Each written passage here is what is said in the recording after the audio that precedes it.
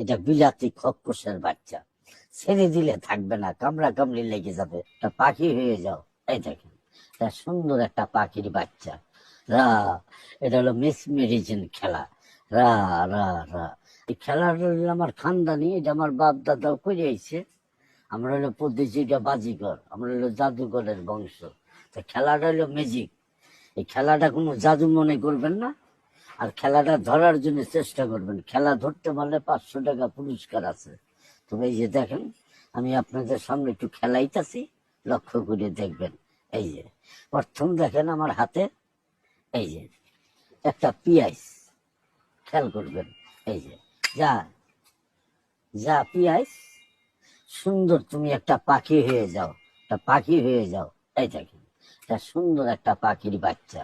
রা, এটা হলো মেসমেরিজম খেলা। রা রা রা, আবার ছেড়ে দিলে থাকবে না, এটা ছেড়ে দিলে বাতাসের লগে মিশে যাবে না, এই পুরাটা ছাড়া যাবে না। এটার নাম হইলো ম্যাজিক।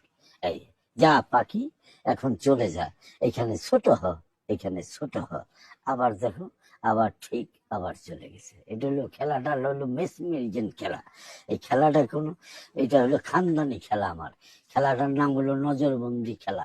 এই খেলাটার আগে পূর্ব আমলে নাম ছিল নজরবন্দি, এখন এই খেলাটার নাম রাখছি আমি অটো খেলা। এই যে দেখেন, অটোর মতনই খেলাটা, লক্ষ্য করে দেখবেন। এই যে আরেকটা খেলা আমি আপনাদের খেলাই। এই যে প্রথম দেখালাম পিয়াইস, এবার দেখাবো আর একটা খেলা।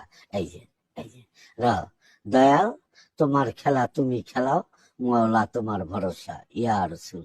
এই যে এটা হলো একটা রসুন, খেয়াল করবেন। এই রসুন, এই রসুন, তুমি এবার একটা হুদুল কুটকুরির বাচ্চা হয়ে যাও। এই দেখেন, এবার দেখেন একটা হুদুল কুটকুরির বাচ্চা। রা রা রা, সুর সুর।